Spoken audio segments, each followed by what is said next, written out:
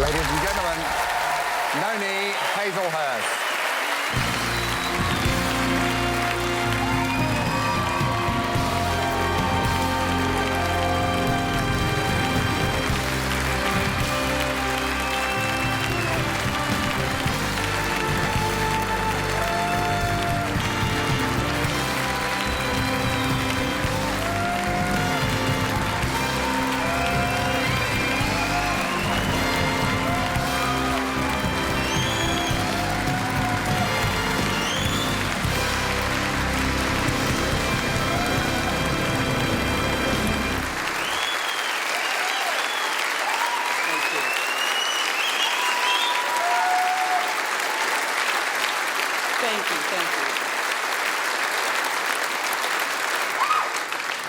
Oh, that was interminable. I was nearly too old to play myself.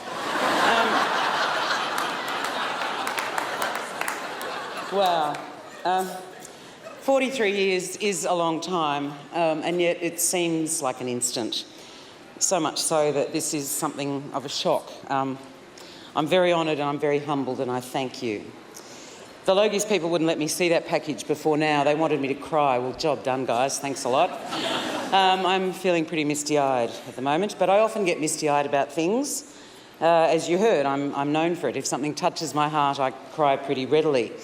In fact, when my sons were teenagers and driving me up the wall and trying to get a reaction so they could watch me go off like a frog in a sock, I would sometimes start to cry, and they would start a slow hand clap and say, "Oh, BAFTA." Which, of course, would make me laugh, thus proving their point. But I was disturbed this week that a misty-eyed response to a particularly frightful human story in the news was deemed inappropriate. And we were exhorted not to feel, not to have empathy, not to love. I think of myself as a storyteller, and since forever, stories have been crafted and told to help us make sense of the world and to realise that we're not alone. So whether it was finding more tips than a tin of asparagus during 10 years on Better Homes and Gardens, or playing the role of a mother, hello beautiful, or playing the role of a mother who's been estranged from her son for years because he was gay in the extraordinary, groundbreaking series Redfern Now, I've always tried to find stories, yeah, they're amazing.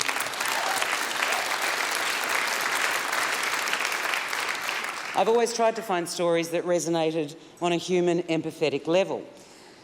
Projects that existed to encourage people to feel and reflect.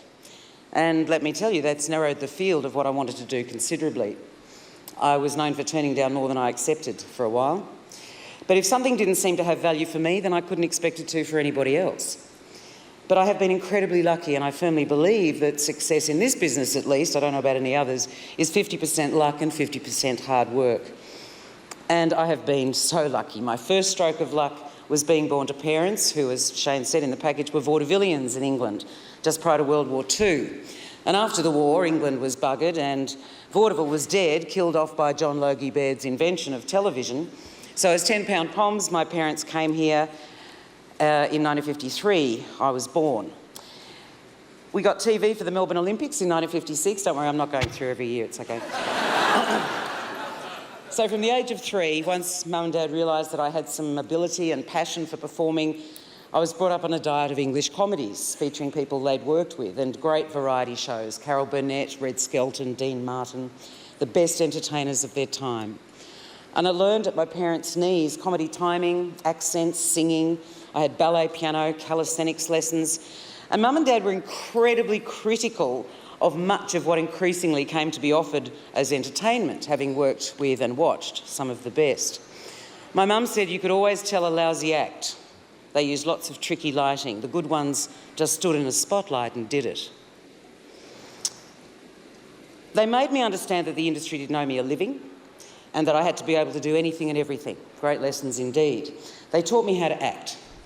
What they didn't teach me, because I suspect no one had taught them, and because it wasn't encouraged, especially for girls, was how to be myself. Play school was the next stroke of luck. Under the tutelage of Henrietta Clark and the late Alan Kendall, I learned the tenets of the play school philosophy, formed by a most rare and wonderful respect, love and understanding of its target audience, a single preschool child. And once I got over my own self-consciousness and self-judgment and started to relax, I realised that this child was far more demanding than any audience of adults. 3- and 4-year-olds have the best bullshit detectors, don't they? They don't just watch you because you're there, they want connection and they want real engagement. If they sense you're not really talking to them, an ant crawling up the wall will quickly take their attention. For many decades, play school's been an icon, an oasis and a safe haven for small children in an increasingly complex media landscape and world. I started to see the world through a preschooler's eyes, to see how free and unafraid they are to just be. They haven't yet been conditioned, but also how easily frightened and overwhelmed they are, how easily abused, and particularly how empathetic they are. No child is born a bigot.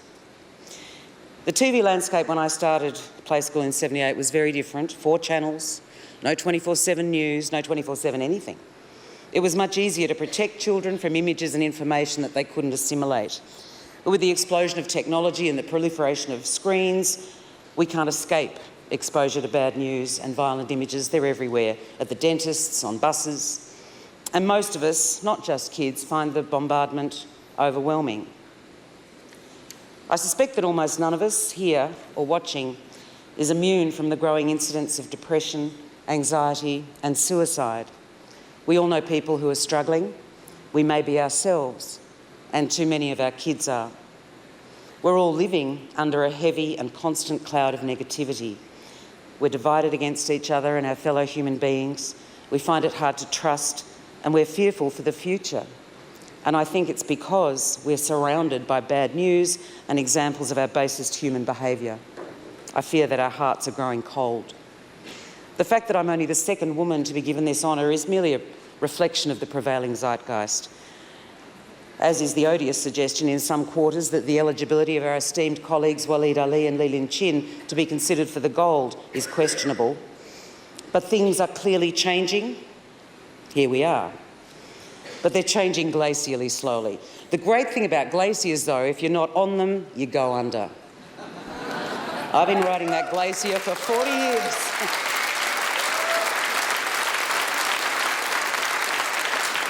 And I'm staying on top of it. Graham Blundell once wrote about me saying that no one does ordinary and vulnerable like Noni Hazelhurst. Yeah, that's what I thought at first.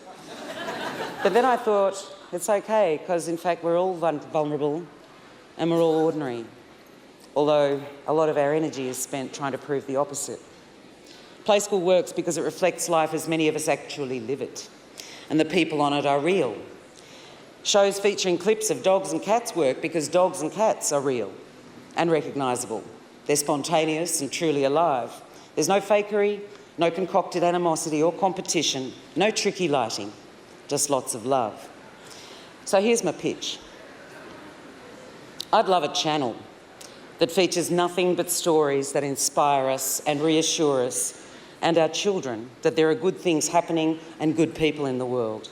I know it's a lot to ask for, but at the very least, a show that tries to redress this overwhelming imbalance, that counters bad news with good, that encourages optimism, not pessimism, that restores our empathy and love for our fellow human beings and the earth, that redefines reality, that heals our hearts.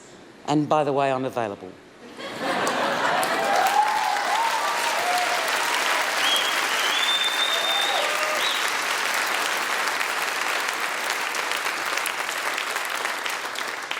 There are plenty of vigorous advocates for the cause of division. I'm a vigorous advocate for the cause of unity.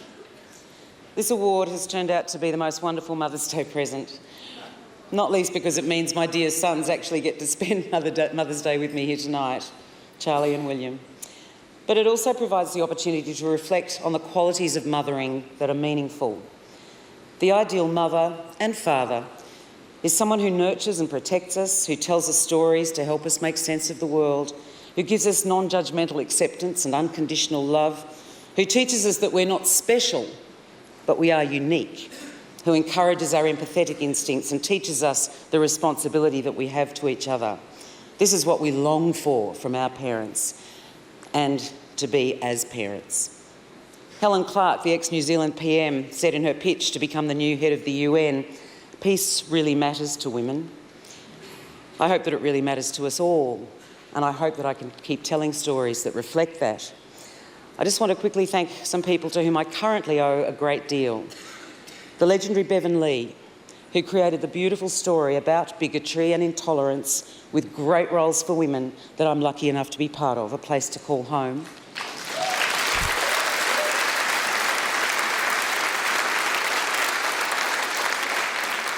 And Brian Walsh, who recognised the audience's love for the show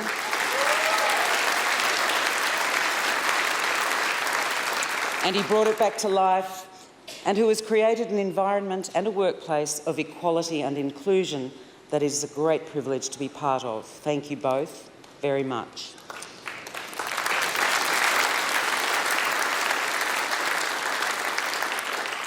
Thank you to my manager, Sue Muggleton, my dear brother Cameron, who used to make me laugh so much I wet the bed,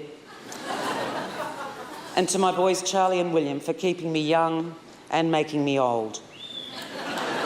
I love you both to pieces. Thank you all for this recognition. I'm very grateful.